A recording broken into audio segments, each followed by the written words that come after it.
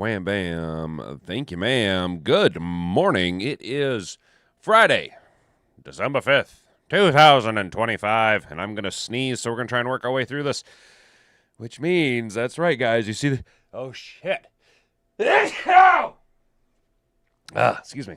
You guys see the shirt? We got our victory red shirt on, which, yes, and yes, and yes, very good, the Lions took care of business last night, yes, very good, in a very dramatic fashion, too, proving a couple of things. We do have an article here pulled up first, and it kind of is a good talking point, a good little thought exercise. Thursday Night Football, what we learned from Detroit's 44-30 win over the Cowboys. What did we learn? What did we learn last night? Well, I think we learned that Dan Campbell was yanking everybody's chain about Amon-Ra's ankle and the seriousness of it, because if his ankle was bummed out at all, it didn't impact Amon-Ra's ability at all. At all. It didn't affect him at all. My guy did exactly what he needed to do. We learned that Vegas was very wrong in their point spread and their point total. We also learned, and this is the biggest thing that we learned last night, as long as the NFL and the refs don't put their whole fucking hand on the scale, as long as they don't put their whole hand on the scale and they just keep it to a thumb or maybe a finger, the Lions are good enough to overcome tomfoolery, shenanigans, ridiculousness, nonsense. And personally, I did. It was that safety. That's why it's the thumbnail picture. It was that safety. It was a heartbreaking moment because it was so great to see the defense doing what they needed to do. Action, Jack Campbell. But what was heartbreaking was seeing that, for a long time, Sean Hockley, his dad, Ed Hockley, was a big fan favorite of refs in the NFL. Everybody liked Ed Hockley. And it was just really disappointing to see that Sean Hockley has been bought and paid for and will do whatever his corporate man. Yes, I will do whatever you instruct me to do. Just allow me to continue to suckle at the teat of your finances. I will do whatever you say. Yes, the ball was out of the end zone. Yes, whatever you say, master. It was just really disappointing to see that happen.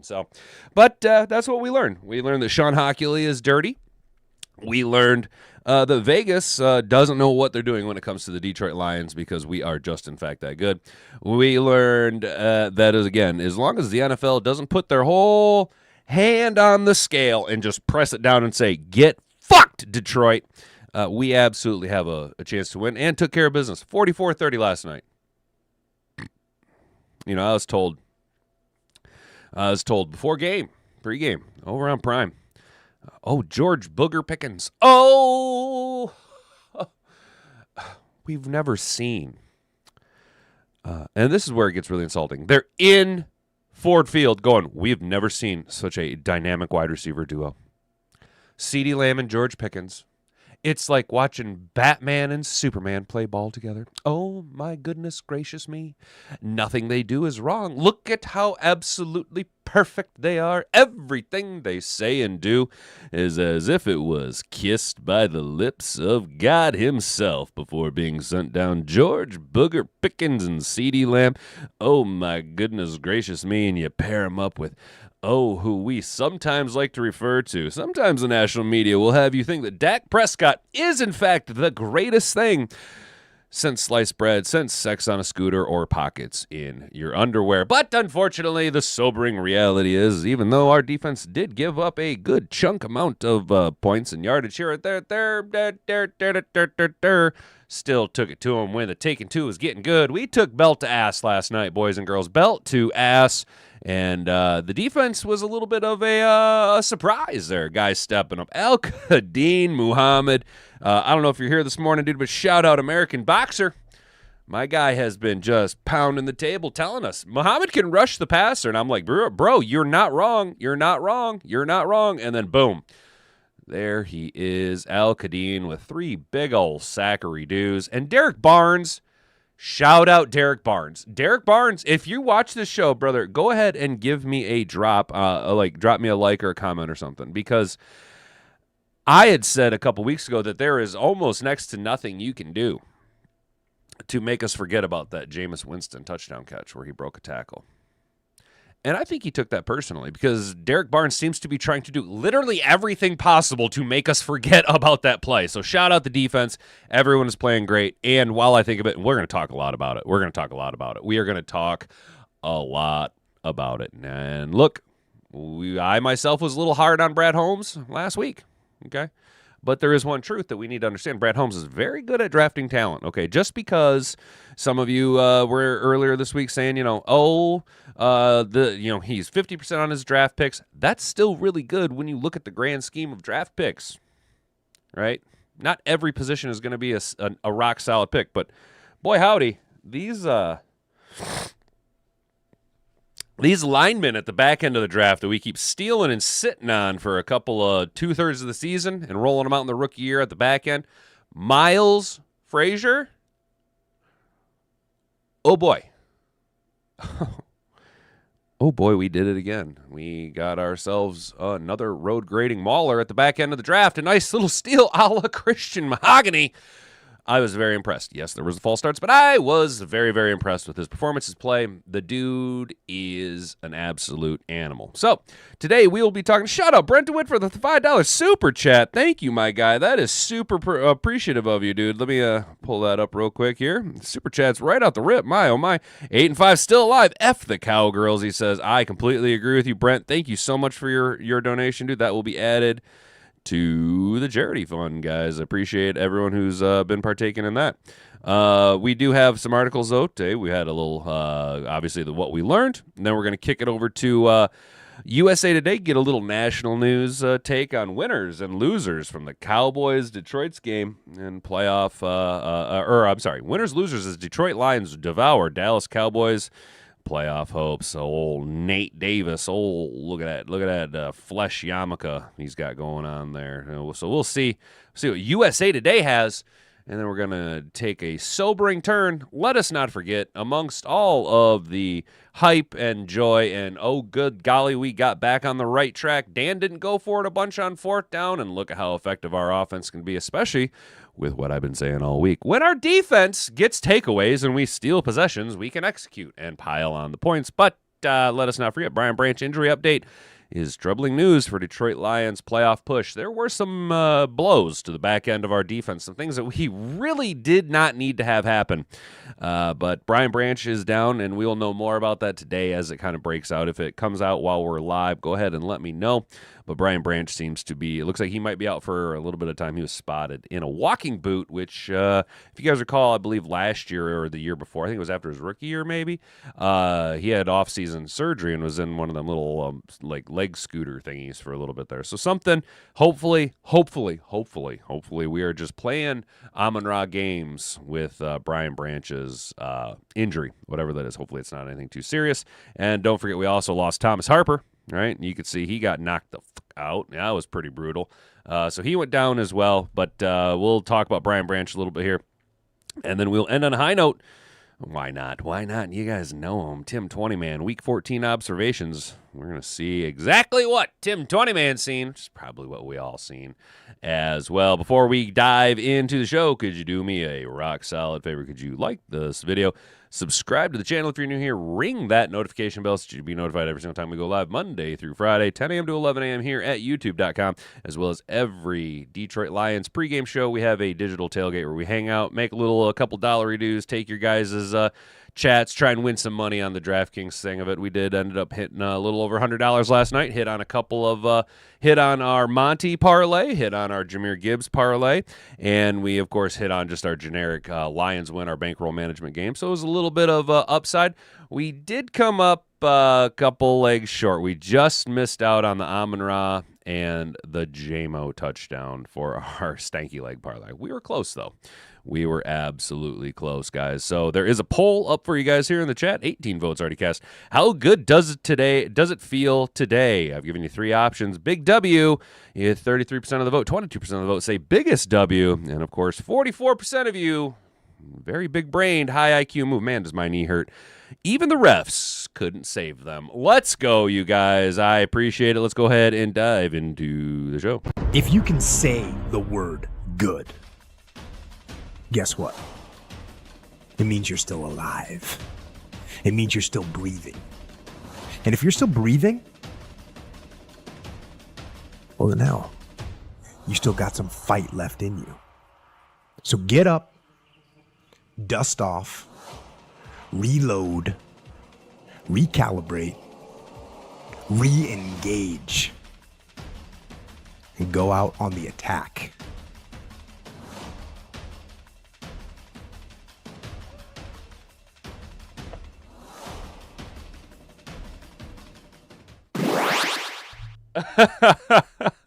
American Boxer shout out. He says, dude, the Lions coaching staff are either listening to your podcast or reading the chat thread. Monty was punching through the line of scrimmage and blocking his ass off. Yes, he was. And it was a beautiful sight to behold. David Montgomery absolutely road grading everybody. So shout out. There was a good question here. Steve. So Steve has a good question, right? And this is something that we do need to kind of start to. This is where we get into the weeds of it, boys and girls. This is where you don't want to be, 8-5. You want to be, 9-4.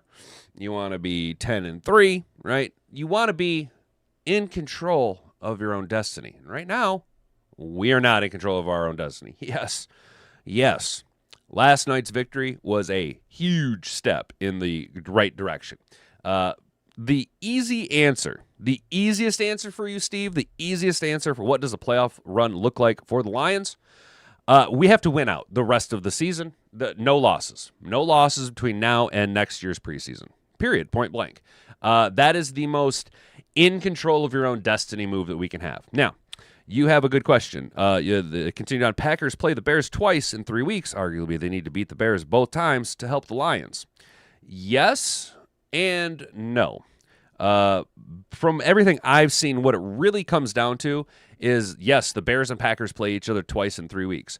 Whoever wins the first game, we need them to sweep. That's basically how it comes down to, is whoever wins that first game, we need them to sweep the opponent. You know what I'm saying? The odds of us winning the North are a little bit farther out than the odds of us getting a wild card berth, right? Obviously, the first seed. The number 1 seed is a far, far, far pipe dream, right? That was something that happened last year, and it's probably not going to happen this year. That is what it is, and it's just time to get gritty with it. You know what I mean? We're going to have to lock in, reload, recalibrate, and re-engage. But I do think the easiest road for us is obviously just to win out and win our way in and take as much control of our own destiny as we possibly can. A little bit of help would go a long way. But we need to just flat out win out. And to your question, the Packers and Bears game, it really comes down to whoever wins that first game needs to win the second game as well for the easiest, least convoluted road to the playoffs. There are many avenues. There are a lot of different avenues because we're at that 8th spot. We're at that very variable spot, But there's just some things that need to have happen, and it's just a lot to remember. So just the easiest road is just simply just win, baby. You know what I'm saying? Just win. Tired-ass Cowboys fan. Refs were almost worse than our special teams unit. Let that unknown dude get the 40-yard every damn time. Y'all deserve it. See y'all in Cancun. Hell yeah, tired-ass Cowboys fans. So, my guy, I appreciate you, dude. I appreciate you being, civil. You know what I'm saying? But that unknown dude is the most known unknown, right? We all love our guy TK85, so that's old Tom Kennedy right there, TK85. And around here, you guys seen it last night. You seen why I call him Thumb Kennedy, right? Every time he touched the ball, one of these, followed by one of these, dude. My guy just goes out there and balls. You know what I'm saying? Yeah, dude. TK85 was great. Just returning kicks and punts, dude. I was very pleased with it. Unfortunately, if we choose to go this TK85 route, even if it's just for the duration of the season, expect 11 to be gone. I expect 11 to be gone next year, right? That's basically Leaf's one trick that he's got, and if he's not there to do it, then there's no reason to pay him. So what did we learn from last night's 44-30? It's supposed to be a 55.5 point over-under. Well, we kind of went over that by a couple of points there, bud. I was told the Cowboys' defense was supposed to be this. Now, oh, bless his heart.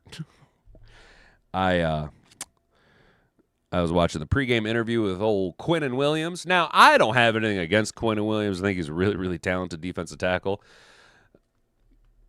Damn, though, that boy Dents. He is the Quinn. Like, they were having the interview with him, and he just had that look on his face where he's just like, "Football is good.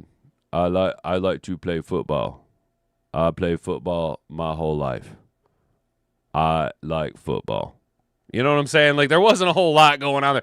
The dude is an animal. We were able to shut him down, though. It was a good thing. Everything kind of came together for us. And, it just felt good. You know what I'm saying? Lions stars step up in huge victory, keeping Detroit's playoff hopes alive with their backs against the wall. The Lions' offensive warhorses came alive at Ford Field on Thursday, helping hold off a ferocious Cowboys charge. The victory improves their playoff chances to 53% per next-gen stats, and they're in the field now prior to Sunday's games, but a loss would have dropped them to 18%. All week it looked like Amon-Ra St. Brown wouldn't play, yet there he was, starting Thursday night and catching Jared Goff's first pass of the night.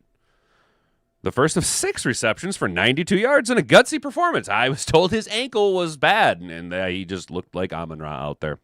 His biggest contributions came at the end of both halves, catching key passes on Lions scoring drives, including a 37-yarder to set up Jahmyr Gibbs' third rushing touchdown of the game. Jahmyr Gibbs, that boy good. Gibbs also caught 7 passes for 77 yards, routinely making Cowboys defenders look foolish. David Montgomery, say it with me now. David Montgomery.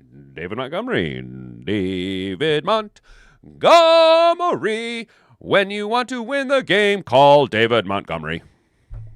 Call 8675-309. David Montgomery. He's on the other end. Who'd seen a reduced role in recent games, joined his partner in crime in the end zone with a 35-yard touchdown romp. Love that. Romp. And several tough runs. Jameson Williams also had a whale of a game with several big catches. The Lions needed every one of their points from their stars, and they got them in a season-preserving victory. Number 2. Cowboys' playoff chances took a major hit in the loss. The Cowboys' resurgence has been a terrific late-season storyline, but their playoff chances took a serious hit Thursday night, with next-gen stats estimating their chances at a scant 8%. A win would have pushed them to 35%, still less than 50. Still not so great. But the Cowboys were in a trail position most of the night, struggling to stop an explosive Lions offense and committing to key turnovers that led to Lions scores. Jake Ferguson fumbled for the 3rd time, losing his 2nd in the past 5 games, and his penalty offset what would have been a Lions defensive pass interference, that was bullshit, giving Dallas the ball onto the Detroit 1-yard line. Instead, the Cowboys settled for a 3rd and 5 for the 3rd of 5 Brandon Aubrey field goals. And what was funny is when Jake Ferguson fumbled on that, Hatton Boobs was like, why was he even trying? There's a 5-yard catch and it's 3rd and 20. What are you trying to do there? And then literally right afterwards, the commentator's like, what are you trying to do, bro? Just go down. It's 3rd and 20. Hit a 5-yard catch. I was like, damn, babe, look at you go. Aubrey was amazing, but the Cowboys brought too many field goals to a touchdown fight. Wait. Whoa. Hold the phone there, bud. I was told the reason Dan Campbell can't win football games is because he goes for it and doesn't settle for field goals. Now here you see a team who aggressively kicks field goals.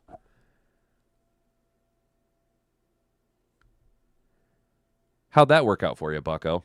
They fought hard with Sam Williams, blocked field goal, turning the momentum, and Dak Prescott firing away until the end, even without his best receiver.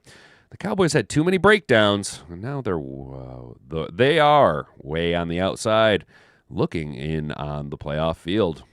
Number 3, Lions defense generated big plays they needed.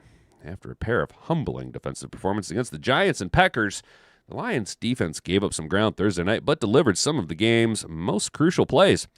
Action Jack Campbell had a look. I'm not saying it. It's everyone's saying it. He's the best linebacker in football. I'm not saying. I'm just saying he's not, but he's getting there. Fred Warner, you're gonna be better watching out for Action Jack Campbell.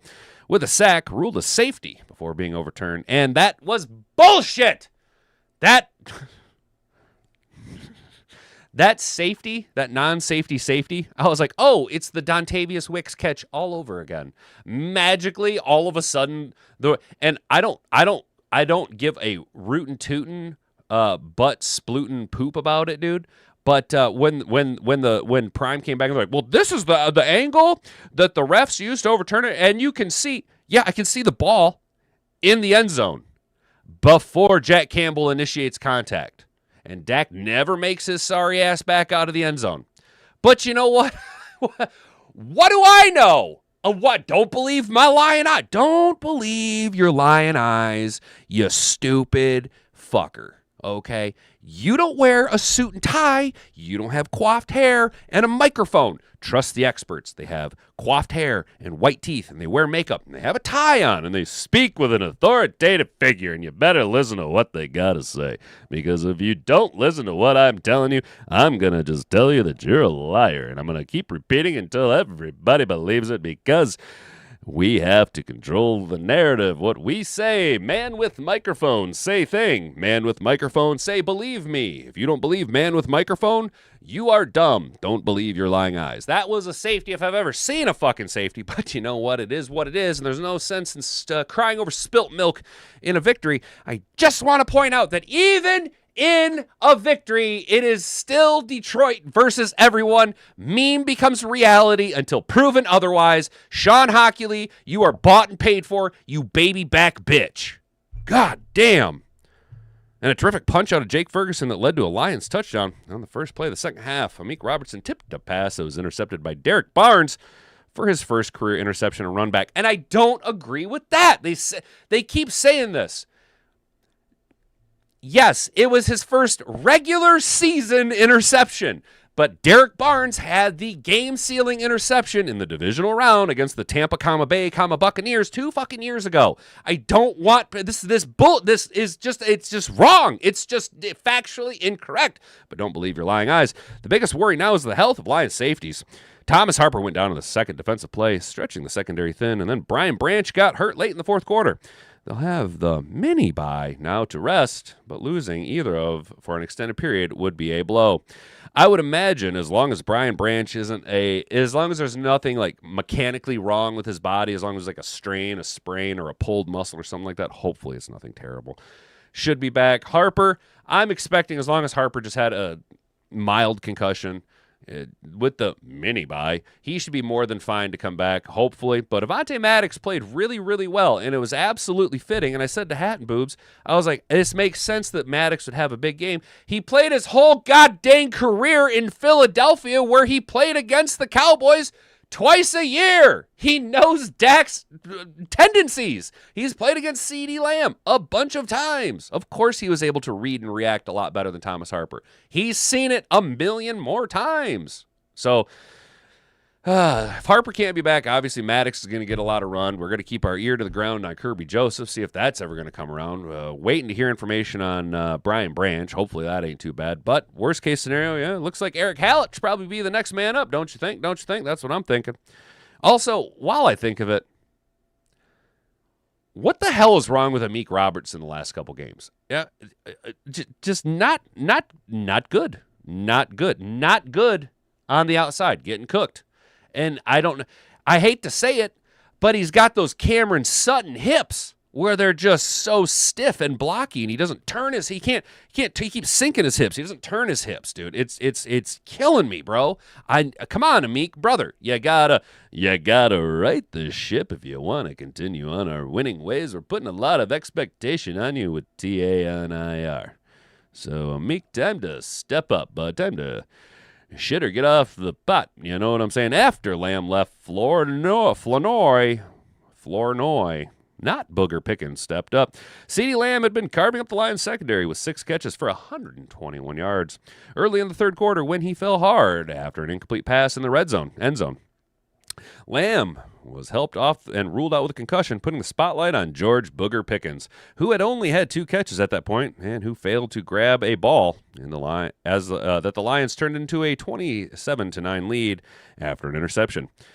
Booger Pickens caught 3 passes on 5 targets for 22 yards after Lamb left and hurt his team with an offensive pass interference call that wiped out a 23-yard catch by Ryan Flournoy. Booger Pickens was also lucky that his fumble inside Detroit's 5-yard line was recovered by his teammate, guard Tyler Smith, allowing the Cowboys to score a touchdown and make it a 2-score game early. Tyler Smith is a very good guard, okay? Let me just say that real quick. Tyler Smith is a very good offensive guard. And holy shit, Tyleik Williams was blowing his ass up all night long. Oh my good Lord, look out, Tyleik Williams.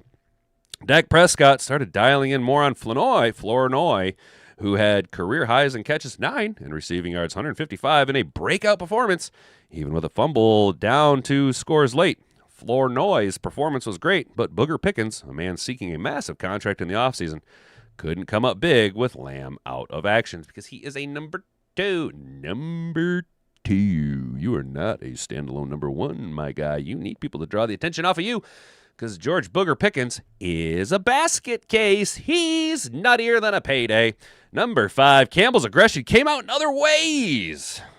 Yes. Give in to your hate. Yes, Dan Campbell, let your aggression come out in other ways. Yes. Strike me down so that your training will be complete. Dan Campbell's aggression. A lot was made this week about the Lions' recent struggles on 4th down, failing to convert on their past 7 attempts coming into Thursday. That streak remains alive, but only because, gadzooks, ho-ho-ho, honk-honk. The Lions didn't go for it a single time on 4th down against the Cowboys. Whoa, look out. There were a few cases where Dan Campbell's trademark aggression was put to the test, leading 10-6. Early in the second quarter, Campbell opted to punt on 4th and 2, and his defense rewarded him with a takeaway. Then, midway through the third quarter, up 27-16, Campbell, and I was surprised by this, sent out Jake Bates to make it a 2-touchdown lead. But the try was blocked, and that sucks. It is what it is. But I was surprised that we went for it, but I was like, when it got blocked, you could almost hear Dan Campbell going, "Yeah, that's why I don't do this shit, man. That's why I don't do this shit, man." There was no thought of going for it on 4th and 9 either, with Detroit increasing its lead to 30-19 with just under 12 minutes left in the game. So you could say that Campbell played a conservatively on 4th down, but his aggression came out in other forms. The Lions only ran the ball 6 times in the first half, taking the early lead and holding it. And when the Lions needed to protect the lead late, Campbell used plenty of heavy formations to grind out rushing yards, but he also play-action passed off that to a dagger of a 37-yard catch to Amon-Ra St. Brown with just under 3 minutes left. That wasn't a gutsy call, however. It was trust in his elite playmakers to get the job done. Campbell coached a good game and got the Lions back on track. Yes, I do think that was one of Dan Campbell's better coached games. Next Gen Stats showed how DJ Reed got cooked by CeeDee Lamb and how Jahmyr Gibbs, that boy good. Damn, that boy good. And he's tied Barry with 47 touchdowns before turning 24 years old. That boy good. That boy. And to think, when we traded back and didn't take Bijan Robinson and waited to take Jahmyr Gibbs, everyone was like, "Why would you do that? Why would you do if you're going to just take a running back, why didn't you just take Bijan Robinson, dude?" Yeah, Now, yes, technically, Bijan Robinson has more offensive yards than Jahmyr Gibbs does, right, in his career, like by like 400, right? But who has all the touchdowns? Who's Mr. Human Highlight Reel? You know what I'm saying, guys? Man, Jahmyr Gibbs, that boy good. All right, how we feeling, Mad Hatter Nation? I didn't mean to just like straight up ignore you guys. I was just a little busy. Nice CMCDC realizing it's okay to take 3 points 100%. Hell yeah, dude. Hell yeah. Don't tell my lying eyes it wasn't a safety. Exactly, American Boxer. Exactly, dude. Frazier looks like another late round steal. I'm glad you guys are seeing that, dude. Oh, yeah, dude. Frazier looked great for his first start, going up against Kenny Clark, not getting destroyed the entire game. Attila, you see the magnitude of the game that he had to play against the opponent? You get it, dude. You get it, bro. Frazier looked awesome. Yes, there are some things that need to be polished up. He's a rookie in his first start on prime time, going up against an All-Pro and a Pro Bowler. Like he's got his hands full. He's got shitty old Graham Glasgow trying to help him out. That boy good. That boy good too. I absolutely like that. I have more of an issue that missed false start would have kept that drive going. Dude, Art, bro. So you guys are kind of noticing these false starts that don't be called a lot now too, huh?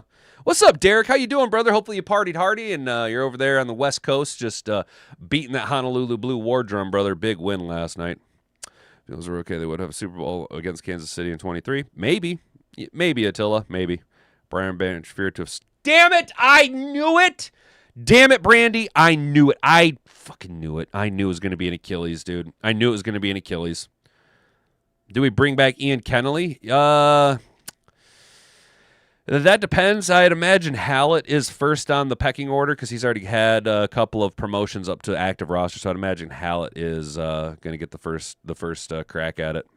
Let me cause that turnover that Barnes got. I know he did, Art. I know he did. It's just I feel like Amik is either sticky like glue or he's absolutely getting cooked. You know what I'm saying? And it's just I don't want to be, shining light on negativity in a win, but there are aspects that need to be cleaned up. You know what I'm saying? But no, you're right.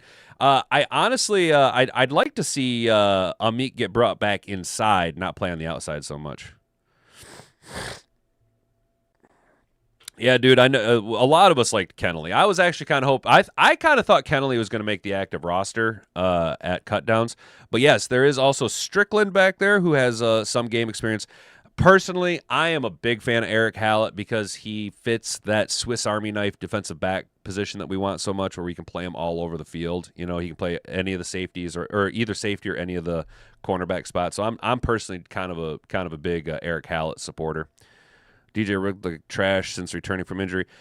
Yes, but he did get that interception though, Brent. He did. But that's what I'm saying. It's like Reed is kind of on that same boat but you know what? Maybe that's our defensive scheme, dude. That's just that leaving guys out on an island type play. That's shit or get off the pot. And recently we're just kind of been getting off the pot. Now last night was a little bit different. Our pass rush was able to get home. But yeah, we do need to clean up a little bit more. And again, that kind of goes right with what I was saying the last few days about Kirby Joseph being back there. Not having Kirby Joseph back there is a huge drop off to the coverage and puts more pressure on just the man coverage because you just don't have that lurker back there who can just somehow glide effortlessly from one end of the field to the other. You know what I'm saying? What happened to Thanksgiving, huh? Well, Ken James N9J. I'll tell you what happened on Thanksgiving. The same thing that happens most games. The refs totally manipulated the outcome of the game for you so that the Packers, the NFL likes it when the Packers are winning because they have a larger media market. They have a lot of money that they can, or a lot of revenue that can be generated out of the Packers. So they absolutely needed them to win that Thanksgiving Day game. So that's what happened. Knockways in the INT. Yeah, that's what I'm saying. Like, until Amik is very boomer bust. Does that make sense? Like, when he's on, he's on. But when he's off, oh, shit, is he off? Yeah, you know what I'm saying? What's up, Steve? How you doing, brother? No offense, but what I thought was funny as hell is Dallas has a kicker who can kick 67-yard field goals, but kicked the ball off so short that it gave the Lions great field position, dude. Yeah, dude. And I hate it because I'm such a big Jake Bates fan. But I was telling Hat and Boobs, I was like, Brandon Aubrey's the best kicker in football right now. Like, legit. Brandon Aubrey's like a fucking insanely good kicker. That dude has a robot leg, dude. It's nuts. I'll go to DB's a pass. Those wide receivers are no joke. Art, that is a good point. I'm not the biggest George Booger Pickens fan, but even I admit CeeDee Lamb's very good. CeeDee Lamb is a very good wide receiver. A really good wide receiver. Pickens is too talented, and that's the thing, dude. Sorry, I missed that. What's up, Moldy Teeth? How you doing? Pickens is too good to settle for so little effort. But Rick, that's what I'm saying, dude. He's a fucking basket case, bro. Did everyone see Dak clapping for us when No shit, Brandy. Did he really? See, and that's why Dak is always the Walter Payton Man of the Year finalist, dude. Fucking asshole. He makes it so hard to root against him. Cowboys versus refs. I don't know, Moldy Teeth. Did you see that safety that wasn't that non-safety safety? I would say it was Lions versus Cowboys versus refs most of the game.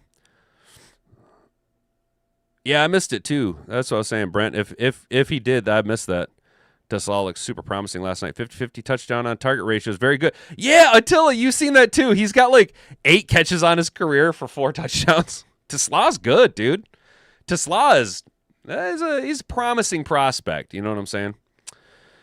Colin looked like Penny Sewell 2.0 on that pull block. Art, dude. So on that pull block, dude. Oh, all right, guys. So this is where I'm at with the offensive line. This is the projection.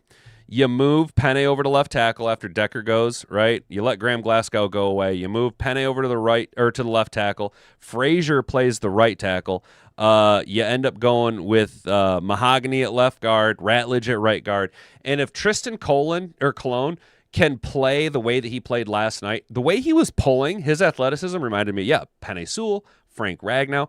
Dude, can Cologne be the future of the center position for the next couple years? Do we already have next year's starting offensive line in-house?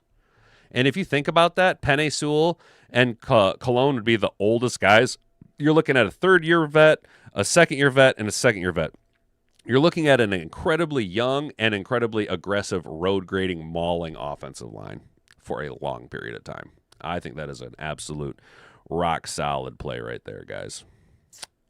Did I say Monty would get a rushing TD? And he did. My script was correct this time. 35-yarder. Hell yeah, Brandy. You were right, which is why I'm worried that you know something about Brian Branch's Achilles. Maybe. Moldy, you're right. But that's a grandma wagon statement. If CD stays in the game, the Lions lose. They couldn't guard him. You're right. They couldn't guard him, but I don't know if they lose, man. Our offense was humming, dude. Our offense was humming. Lions signed Justin Simmons. Hopefully. That would be a nice play, dude. Yeah, Attila. If Justin Simmons is still out there, that'd be a good play, dude. Nice little veteran piece, dude. Yeah, bro. That'd be what's up. Yeah, I seen Slay was available. Slay's in Buffalo. That's right, Steve. Yeah, that's right. Me and Hat and Boobs were just talking about that last night. And she's like, no, he got signed in Buffalo. Yeah, that sucks. I'd still draft 2 offensive. Well, Rick, so maybe I'd still draft 2 offensive linemen. And what I would do is I would draft offensive linemen rounds 5 and 6 because clearly those are our money rounds for offensive linemen. Cowboys couldn't guard anyone. Ain't that the truth, dude? J-Mo was out there cooking, guys. All right, so it is, damn, we are running late, guys. We're going to bail on this. I do have a hard out because I got to go into work early. As much as I gripe about it, I am obligated to do union shit today. So Brian Branch injury update is troubling news for the Lions. I'd like to pause this stupid little chicanery. In the fourth quarter, Brian Branch was forced to exit the game. We know that. Branch appeared to get shaken up. He didn't finish the game, but there again, I'll know more tomorrow. We did get an update from the locker room according to Detroit Free Press. Branch was spotted wearing a walking boot and using crutches. Branch is in a boot, crutches after the game. Campbell said he'll know more tomorrow on the injury. Obvious. Didn't look great. Dave Burkett relayed. At this point, the best case scenario for Branch is a low ankle sprain, which can be a 1 to 2 week for anyone not named Amon-Ra St. Brown. But we also have to fear a high ankle sprain, which can be 4 to 6 weeks injury. If that is what turns out to be, Branch might not be ready to go by the playoffs. Branch isn't the only injury concern. Kirby Joseph, blah, blah, blah, blah, blah. Let's look up some news real quick. Brian Branch.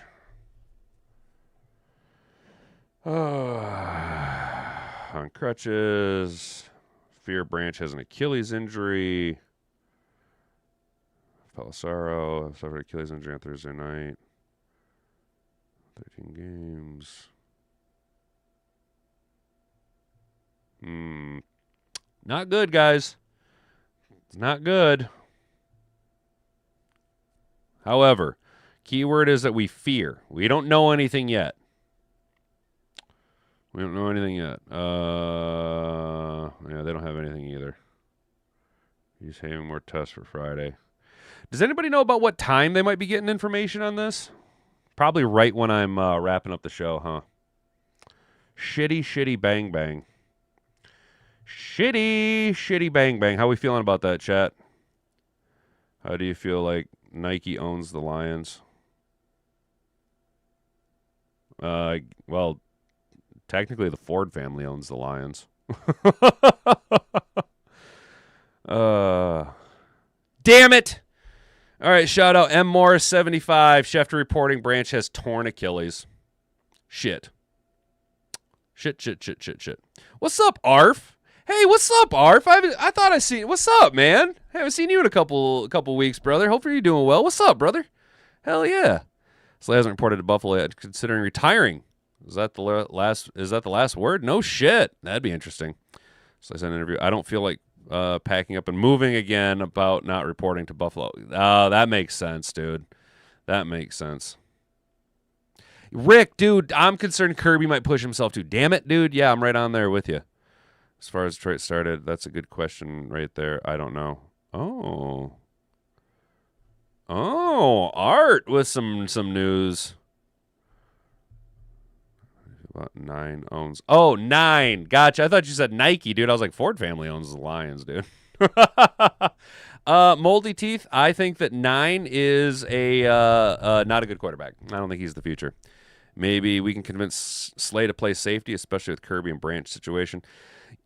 Maybe go get Honey Badger. Yeah, dude. You mean Brian Branch 1.0? Oh, dude. Branch reminds me of the Honey Badger, dude. Shit, dude. Yeah. So I guess that fuck, I don't like this. I don't like this torn Achilles thing. I do not like that torn Achilles. I mean, if he's got a torn Achilles, does that mean his career? Let's be honest. If his Achilles is cooked, is Brian Branch's career over? That's a hard injury to come back from, regardless of the position. I'm seeing Mikel LaShore all over again. There's a fucking blast from the past name for you, Mikel LaShore. Yeah. Oh man, that's it's not good, especially for a DB. Yeah, Art. That's what I'm saying, dude. That's what I'm saying, bro. Like for a DB, and especially a DB that moves. Oh man, that sucks, dude. Probably career over. Yeah, Mom. That's what I was thinking. Trippy, yeah, dude. That's the other thing. It's like, but what's the value? You know what I mean? Like, what's the value going to get from him or for him? You know, because like, what do you like? How are you going to sell that? You're going to sell a ruptured Achilles safety who notoriously gets penalized and fined and ejected from games. That's a pretty tough sell, you know. And statistically, he's sliding. He's backsliding from where he was last year. If he was a corner, maybe, but he plays safety. He might have to dial it back. All right, Morris, you think he might be able to come back? Well, Sherman blew his. It was the end of his career. Yeah, dude, Art, that's right. Richard Sherman blew his Achilles up. Fits the Raiders. Actually, you guys, so if Brian Branch were to get traded, the only way Brian Branch is getting traded is if Brad Holmes becomes the GM of another team and then trades for a broken down injured asset. All right. Week 14 observations. Lions head coach Dan Campbell said the game plan coming into this is to put the ball in quarterback Jared Goff's hands, with Dallas having the league's 30th ranked pass defense coming in. Detroit threw it 34 times versus rushing 22 times. Goff finished completing 25 of 34 pass attempts on the night for 309 yards and 1 touchdown, no interceptions, and a 111 passer rating. Another stellar performance from Goff when the Lions needed it most in a 44-30 win. Hell yeah, complimentary ball. Linebacker action, Jack Campbell. Can I please I cannot wait to just take a victory lap and get all my flowers, y'all. I've been telling you Jack Campbell was going to be him this year, man. I told you guys all offseason, all training camp. I was like, Jack Campbell is the next coming of Brian Urlacher, and he's going to put the NFL on notice. Had a sack and near safety on Cowboys quarterback Dak Prescott midway through the first quarter. Thursday, after review, it determined the ball was outside the goal line. No, it wasn't. Dallas is forced to punt and positioned Detroit at the 42-yard line. 6 plays later, they were in the end zone for a 1-yard touchdown run by Jahmyr Gibbs. Detroit would have loved the 2 points in the football, but scoring touchdown there was huge, taking advantage of a great defensive series. Also, I'm pretty sure that I've seen somewhere Jack Campbell and Chris Spielman are the only linebackers in the Super Bowl era for the Detroit Lions to have 100 tackles and 5 sacks in a single season. Over 100 tackles and 5 sacks. Gibbs keeps climbing with 3 touchdowns Thursday. Gibbs now has 13 touchdowns on the season and 47 for his career, which ties Barry Sanders for the most by a player in their first 3 seasons in the league in NFL history. Gibbs is so dynamic in space that he reminds me of a basketball player with elite quickness who buckles knees and makes who buckles knees and makes defenders reach for air. Gibbs had 120 scrimmage yards and 3 touchdowns as he continues to make a big case for the most dangerous running back in football. And y'all, when Jahmyr Gibbs put his foot in the ground and cut so hard that Deron Bland fell flat on his face. And if you watch as the play is developing, he lays on the ground. He just fell on his face and he just went, shit. He just laid there like, I just got cooked. That boy good. Offensive line play was a little bit rough to start for Detroit's offensive line, allowing a sack and 5 hits on Goff in the first quarter. But credit to those guys up front, as Goff was hit just 3 times the rest of the game and wasn't sacked again. They really settled in. Rookie debut. Let's go. Miles Frazier, 6'6", 325 pounds. Oh, jeez Louise. Wow, that's a big boy. Made his Lions debut Thursday, working at left guard along with veteran Tristan Colon. Detroit's 5th-round pick in this year's NFL draft, Frazier missed training camp and the start of the regular season rehabbing a knee injury. Detroit scored their first touchdown on Frazier's first drive in. Campbell said after the game the plan was to work him in, and he earned more reps with his play. He did have 2 false start penalties that he'll have to clean up moving forward. Gutty performance. Amon-Ra left the Packers game on Thanksgiving with an ankle injury and didn't return. The injury forced him to miss practice all week ahead of Thursday's game against Dallas, and he was listed as questionable to play against the Cowboys. St. Brown played a full complement of reps and ended up catching 6 passes for 92 yards, including a few clutch receptions, just classic Amon-Ra, on 3rd down to set up scores. He now gets 10 days to heal up before the Lions travel to Los Angeles to take on the Rams December 14th. And shout out, I do want to say he would have had one more catch. There was a little bit of confusion midway through the 3rd quarter, I want to say, between him and J-Mo. And Goff still managed to put the ball, right on Amon-Ra's hands, right in the breadbasket. Goff was like, no, right here. It goes right there. You know what I'm saying? It was still an absolutely awesome throw, dude. Impact plays. Linebacker Jack Campbell joined Chris Spielman as the only player with at least 110 tackles and 5 sacks in a season in franchise history. Campbell got his 5th sack on the near safety in the first quarter. You mean the actual safety. He also had a forced fumble on the second quarter that was recovered by safety Brian Branch and turned into a David Montgomery 35-yard touchdown run. Campbell finished Thursday's game with 12 tackles, 1 sack, 1 quarterback hit, a tackle for loss, and a forced fumble. Just save some stats for the rest of them, bro. Special teams impact. Yes, sire. Bring me TK85. Bring me the thumb. Special teams impact. How good was Tom Kennedy as a punt returner and kickoff returner the last couple weeks? Kennedy had 2 40-plus yard kickoff returns against the Cowboys and totaled 120 kickoff returns on 3. He also had 21 punt return yards. Detroit's coverage units were also solid all evening, with second-year linebacker Trevor Nowitzki notching 3 tackles on teams and running back Sione Vaki having 2. Those two are like very special teams like oriented, but both of them are very effective on special teams. This is some good observations. All in all, it was just a good game for the Lions to play. We just went out there and we handled business, took care of it. Even in the face of officiating adversity, we still were able to overcome. Again, as long as the whole hand isn't on the scale and it's just a thumb and maybe a finger, you can probably get away and still walk away with a W. It's when the stripes is coming and they just smash the scale with their hand and say, "There's no fucking way you guys are gonna win. This is Packer country." You know what I'm saying? Bunch of dildos.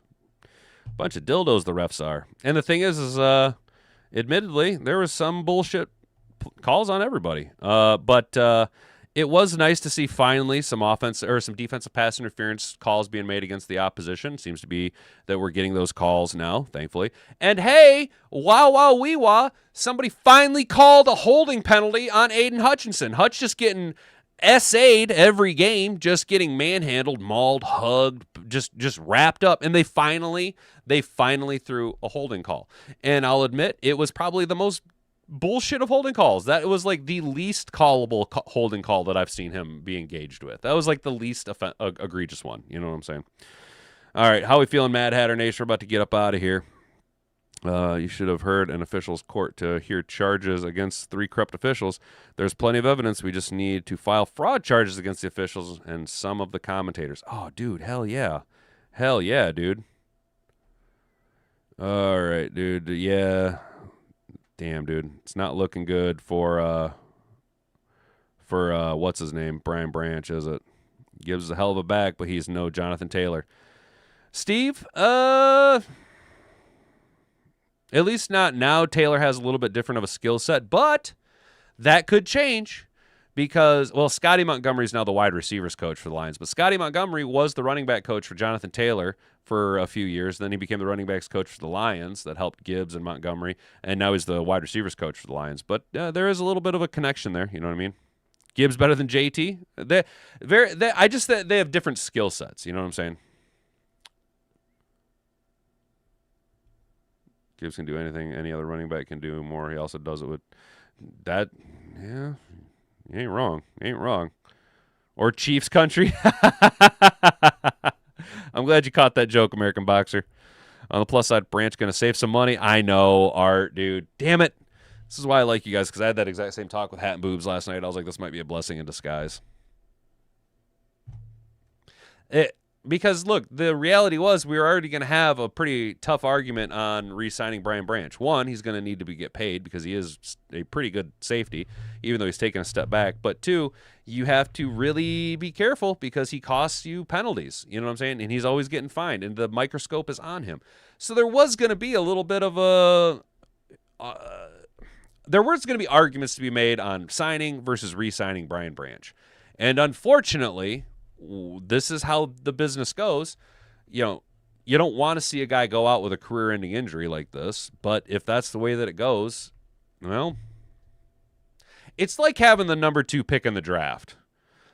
You're not forced to pick one guy. You get to pick the other guy. You know what I'm saying? It's a lot less pressure on the second overall pick versus the first overall pick. It takes that decision away from you. You know, it's like, well, now we don't even have to worry about it. Unfortunately. But now we need to look at another option, a long-term solution. Can we find another guy like Brian Branch in the draft? He was a steal. Look, he was a steal, man. He was an absolute steal. Don't study. That really does suck. I don't know what I'm educating you on, Arf, but I'm glad we could, dude. I'm just over here spewing nonsense. I won't take anything away from Gibbs or Mr. Goodburger. Mr. Gibbs good. Dude, you're like he does look like Kel. he does have that Kel look to him, dude. For real. You ain't wrong, Steve. It's probably FBI pro. Damn it, Trippy. I read that as there's probably FBI pubes in the NFL. Just a lot more money, so they have to be more careful in handling. Dude, you're completely correct, bro. If they're going to strike at the NFL, they have to be very careful, and they got to have all their ducks in a row because that is a big money-making machine. Rick, you're right. Who does JT share touches with? That's true. I don't think there's anybody there. Really, with no one Rick, that's why he's more of a back. More of a back. Monty comes in and gives Gibbs a break, I'm sure. That's fair. So what you got? Really, you guys, it's just two very different approaches. Very different approaches to how the offensive game plan for both players and teams is scripted. Jonathan Taylor, I am very sure. I am so sure that I'm pretty much Pauly sure that Jahmyr Gibbs could and would shoulder the load just like Jonathan Taylor does. I also could sit here and make a grandma wagon statement that if Jonathan Taylor had a guy to spell him the way Jahmyr Gibbs does, he would be much more effective, even more effective running back than he is now. You know what I'm saying? But I think we're just having kind of an apples and oranges type conversation. If anything, I would say Jonathan Taylor and Saquon Barkley are more similar in their skill sets and how they're utilized by their teams than Jahmyr Gibbs or either one of those two guys are. Jahmyr Gibbs, the approach of Jahmyr Gibbs is very Alvin Kamara, right? Alvin Kamara with Mark Ingram. It utilize him, flash in the pan, Mr. Pizzazz, and then don't utilize him to grind it out. Save that wear and tear. Whereas Saquon Barkley's got a little bit more build, a little bit more lead in the ass. Jonathan Taylor, a little bit more of a bruising back. And let us not take away from the fact that Jonathan Taylor's able to do this after having a insane collegiate career. That dude has a lot of miles on him.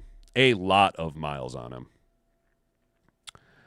It was absolutely ridiculous. Yes, Moldy Teeth, that was a bad offensive PI call on Jake Ferguson. I do agree. With that. When they start comparing JT to Hall of Famers like they do with Gibbs, then we can talk. Hey, Attila. All right. Hey, that's actually a really good counter. That's a really good counter, dude. It's like, well, show me the Hall of Famers that those guys are getting compared to. That's a good counter, dude. That's a good counter argument.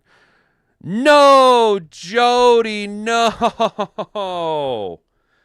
No. Just heard Branch did tear his Achilles and that he's out for the season. It's not a career-ending injury. So is it just a minor tear? Burn star running back if you don't have to. Are you going to leave Montgomery on the bench? Monty's a starter on most teams. Agreed. JT versus Gibbs for Offensive Player of the Year? Yes. Brent DeWitt? Yes, probably. But you know who else is actually having a monster year is Jackson Smith and Jigba. Jackson Smith and Jigba, but wide receiver. Does a wide receiver win the OPY? OPOY? Gibbs is not well-rounded back. He will never be Monty as they need to use Monty more. Gibbs is a well-rounded back, but no, they do need to use Monty more. So yes, or no and yes.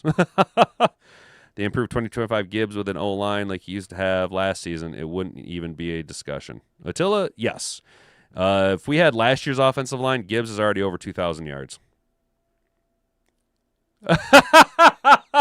Oh, Moldy, I'm sorry, dude. Dude, don't tell me you had Gibbs on the bench, bro. Oh man, don't drive your cliff off a car, or don't drive your cliff off a car, bro. Don't drive your car off a cliff, dude. That sucks, man. Don't Moldy Teeth, it ain't that bad. By the way, shout out Moldy Teeth with the funniest Dan Campbell line ever, saying Dan Campbell's got George Washington teeth. Oh, you're playing against him? Damn. Who you countering him with? You're in the playoffs. Who you countering him with, dude? What's your lineup? You got to have somebody, dude.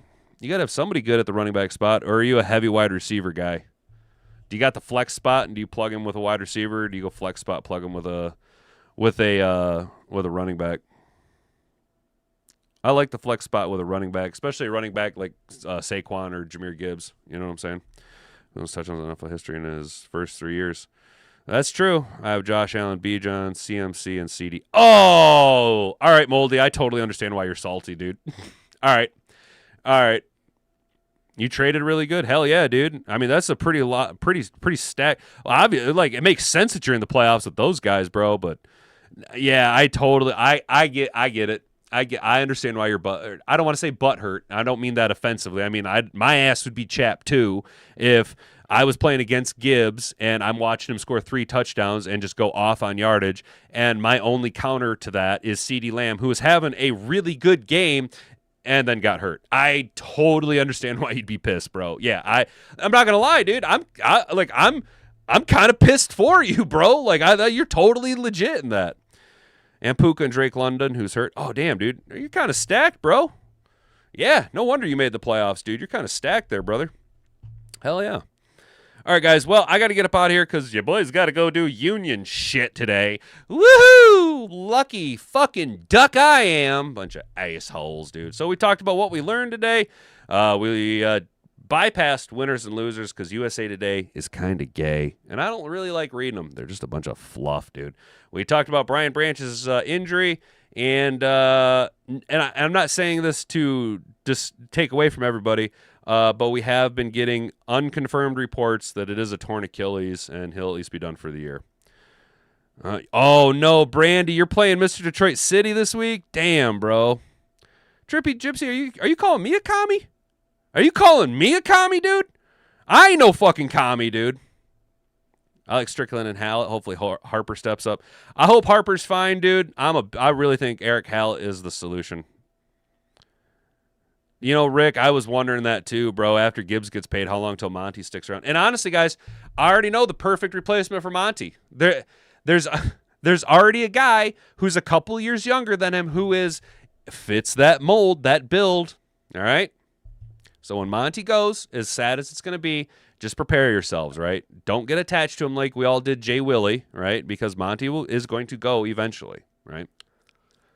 And when he does, the Lions need to sign Kenneth Walker. That's what needs to happen. Tell me I'm wrong. Tell me Kenneth Walker is not the perfect replacement for David Montgomery. Or we need a draft guy, but I'd rather go after Kenneth Walker because I like Kenneth Walker. You know what I'm saying? All right, guys. That's probably going to do it. Let's take one last look at the poll. How are we feeling after today? 42% are tied with Big W, and 42% is tied with even the refs. Couldn't say them. Well, we had 26 votes cast. Holy cow. That's what I associate unions with. Oh, no, dude. No, Trippy. Bro, 100%, dude. I had that thought the other day. I was so fucking mad, dude, because, like, y'all, I tried to be Mr. Union guy, like pro-union. I was raised in a union household, dude. Like, I then became the union guy. Like I'm the rep, you know what I'm saying? Or the steward and the lead negotiator and blah, blah, blah, blah, blah, blah, unit chair, blah, blah, blah, blah, blah. Yes, unions are, well, when they were created, they were a good thing, but now unions are inherently anti-American communist bullshit set out explicitly to destroy the middle class. All they want to do is crush corporations with overinflated wages, right? While just doing enough to line their pockets and keep dumb employees around so that they can continue to be a taxable revenue and a union dues paying cog in the wheel. But when it's put assholes to elbows and you're expected to do your job, they never show up, dude. And personally, I don't like the fact that my earning potential is kneecapped by so like I hate the fact that like my work is worth a 12% pay increase, but everybody else that I work with is worth like a 6% pay increase. So they're just going to give us the 6%. That's bullshit. That's absolute bullshit. It is not all, oh, we're all in this. Get fucked, cunt. It is communistic, anti-American bullshit, dude. Sorry, didn't mean to go off on a little bit of a tangent there, guys. All right, well, y'all, it is Friday. There will be no show on Sunday, which is going to be weird because I'm so used to doing shows, but it's 2 Sundays in a row now, no show. We'll be back to it next week, though. Your wife's hearing me nodding her head. Dude, you know what I'm saying, bro? Like, it's just... How's this? Even with unions, if an employer wants to fire you, they will fire you. All the unions are is a paid extra step. That's all it is. It's just a extra hurdle that I pay wages to that just makes it a little bit harder for them to fucking fire me, dude. The rest of the time, it's just bullshit. It's just bullshit. They never pick up the phone. They never call you back, dude. They never show up. And like, here's the thing, dude. If there is not enough of international reps to go along, Bring on more bodies. Oh my God. There's a novel fucking idea. Have more people to handle it. Oh, Jesus, jumping up and down. Oh, well, no. Because if you do that, well, then how am I going to line my pockets? If the international rep has to take away some of the businesses that he's having dirty little backroom deals worked behind, getting his little pockets greased on negotiations and stuff, well, then they're not going to make as much money. They don't want to share that revenue with somebody else. That's all theirs. They're a bunch of... Dude, I literally had my international rep tell me, okay, my international rep is well into his 60s, okay, and this is... And I'm not just smashing and trashing the boomers, but this is part of the boomer mentality, is they just are like, well, I said this, and that's the way it is. The dude says to me, he goes, well, they never got the email requesting an extension because you sent it to the wrong email. I sent it to the wrong email, and I read the email. I read the email address, and everyone went, yes, that is the email. And I went, so if that was the wrong email address, it would have been rejected back to me just like all other emails do. So, no, you're lying. I didn't give the wrong... I'm a fucking millennial, dude. You're a boomer. I'm a millennial. I do know how to send emails. I've been doing it a lot fucking longer than you have. I did not. You're lying because you didn't do your fucking job. This is the same type of person who goes, yeah, you must... when they accept the excuse, I lost an email. You lost an email? How did you lose a fucking email? What the fuck, dude? Oy vey.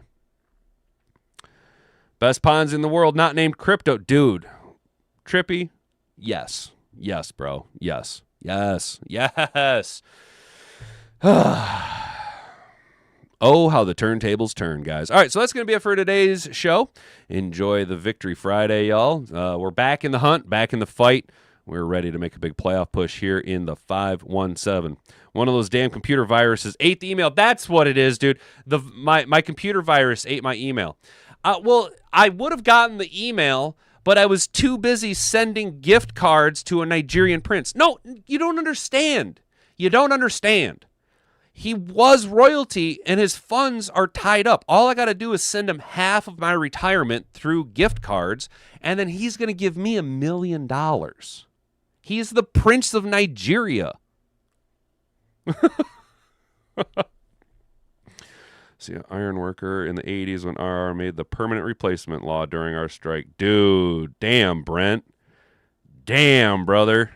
That's wild as hell, y'all. Shit. All right, guys. Try and have yourself a good rest of the weekend, okay? Don't do anything I wouldn't do. Stay out of trouble, okay? Now, don't call for bail because I'm not posting it. And we will be right back here Monday morning as we get ready for a new slate, fresh off, a little mini bye for the Detroit Lions. We're going to get locked in. We got to win out, baby. This is the new Lions. This is how it's going to be the rest of the season. I got a feeling down in my footballs. You know what I'm saying, boys? You know what I'm saying? Let's get after it. All right, guys. I've been Hat and Beard. You've been attentive audience. Until Monday, have a good weekend. Banga banga. For Goff.